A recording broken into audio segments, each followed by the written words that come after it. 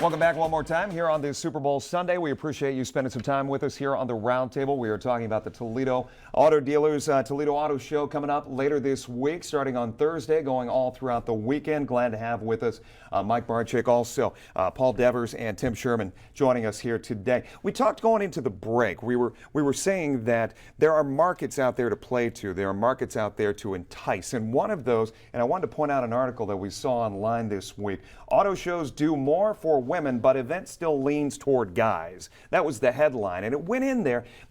Is the female market important when you look at putting the Toledo Auto Show together, Paul? You know, you can lean it towards guys as much as you want, but mom is going to make a big part of that decision, and it's no doubt about it. That's just life. And when you're talking about how much the budget can handle, I'm sure she has a big part of that. What vehicle fits the family.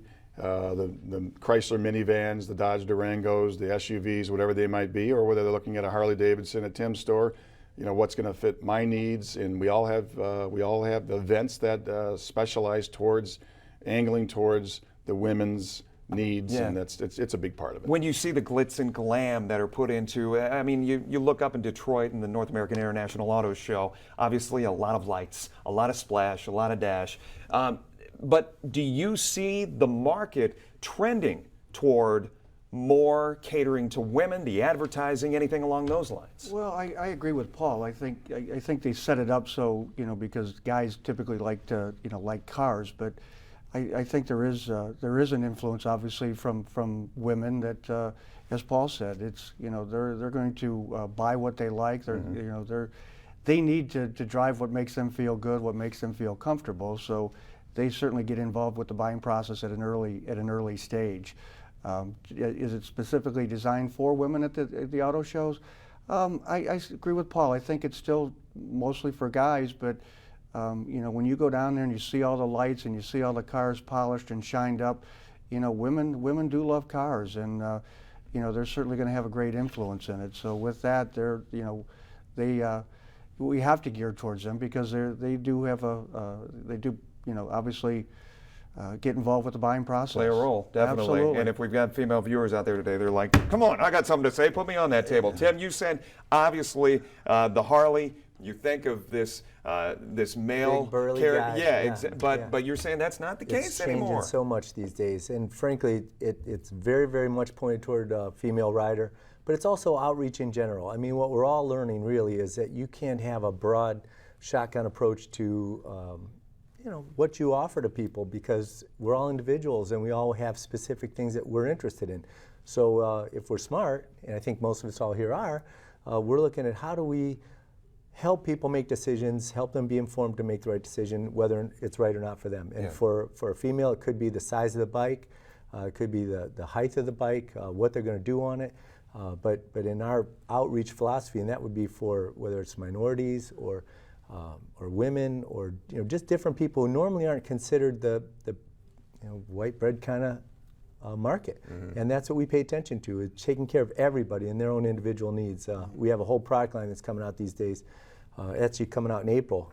It's part of our Rider's Edge program. It'll be called Harley Davidson Motorcycle Academy, where we help people learn to ride motorcycles. Yeah. Is that a local event, or is that a local? It's at our dealership, effort? Okay. And we do it all summer long. But we have a whole new brand of motorcycle through Harley Davidson that's coming for smaller stature riders, beginning riders that are much less intimidating. So manufacturers are starting to realize that they have to create the product for the people as well as the philosophy behind how we take care of the people. So, Tim, we talked about how gas prices kind of lured people toward getting 2 wheels instead of 4. But Paul, when we first got into this, I guess this era of higher gas prices, I think for a time we all thought this will be short-lived. It hasn't been short-lived. It's stuck around. We are still hovering between $4 mostly.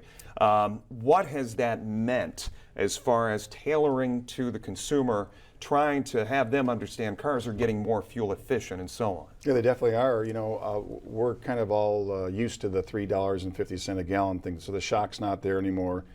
You know, when you travel to Europe and you see the $9 a gallon Eurozone fuel, we really realize that we have it made here. And my friends that are over in Europe say, what are you guys complaining about? Are you serious? So, you know, it's just, I think we're all used to it. We don't hear it too much. The manufacturers are the ones that are trying to shoot for the government mandated mileage per gallon, different things like that with hybrids and electric and diesels and that kind of stuff. So it's definitely a lot better, and that's a great bonus for getting rid of your older, more polluting cars that don't get good fuel economy. Your gas bill is going to go down each month too, which makes your monthly payment affordable more. Yeah, and I remember we talked about that in the past as far as those standards being set for better fuel economy. Since we talked last, I think that was one of those things that was kind of on the cutting edge. It was, this is coming, this is coming. Well, it's here now, yes? Yes. You are seeing, how much better has it gotten? If somebody has not been out on a lot in a while, Lord knows they weren't out there in January, Yeah. but if they haven't been out there in a while, what is the change? What are we seeing now? Oh, it's amazing. You know, it's very common now to see mid-sized vehicles in the 30 to 40 mile per gallon range, not just the small little Econo boxes that we used to say. You know, I mean, it's just incredible. The common rail diesels, the clean burning diesels now with the sulfur-free gas that's out there, 40, 45 miles per gallon. It's really it's awesome. So it's dramatically better. And you're seeing the same thing. Oh, absolutely, Jeff. You know, technology and just as Paul said, the gas mileage is just it's not even a big topic as much as it used to be, because the average car now does get 30 to 40 miles per gallon, and it doesn't have to be the little matchbox car. I mean, you know, the Toledo Jeep Cherokee, I mean, that gets 30 plus, and it's a small, you know, SUV. It's a beautiful car with beautiful technology, and it gets great gas mileage. Do you think people, let me put this out to you, do you think people who maybe before the economy started going south, maybe drove a larger car, who then went into a smaller vehicle, can afford to get back in that larger car? I believe so. You know, the with technology and just the way the product has evolved, you know, you can get great technology, you can get great gas mileage, and as Tim pointed out, you know, the prices haven't gone up all that much. Yeah. And you can accomplish all of that at a very reasonable price.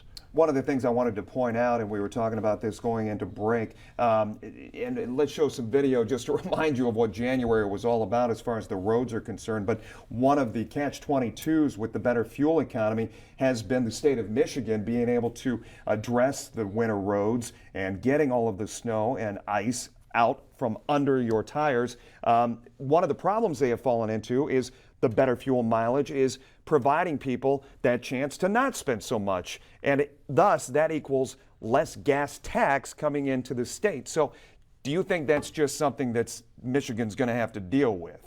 Because as you're telling me and as I'm understanding, fuel economy is getting better. It's not going away. Those improvements are going to continue to make strides, yes? I believe so.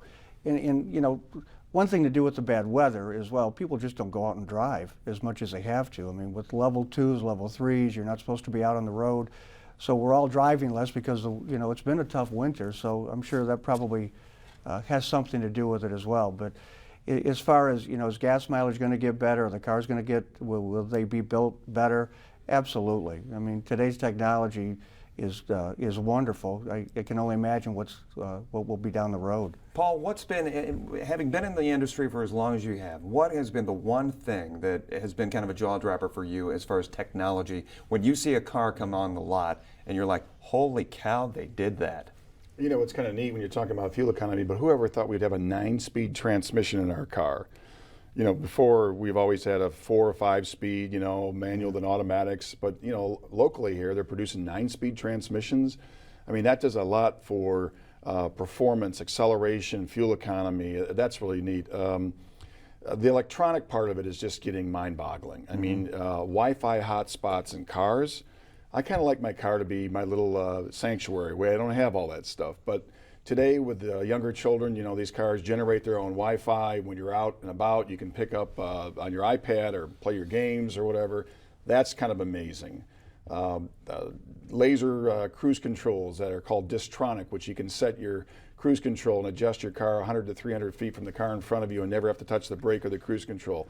That's nice. Tim, are we seeing these same kind of upgrades as far as bikes are concerned? Absolutely. The biggest changes for us this past year, we had a whole new line come out from Harley-Davidson called the Rushmore Project. And basically, a lot of electronics. They made over 100 changes in one model year for Harley-Davidson, which is just kind of mind-boggling. Anybody, and because we are a car town, a lot of folks can understand that's huge to do that in one model year. But electronics are a big, big part of it. we now have state-of-the-art electronics in the Harley that are really as good as the Highline cars in the world. And they did a lot of testing to make sure they were safe, visible, easy to use, very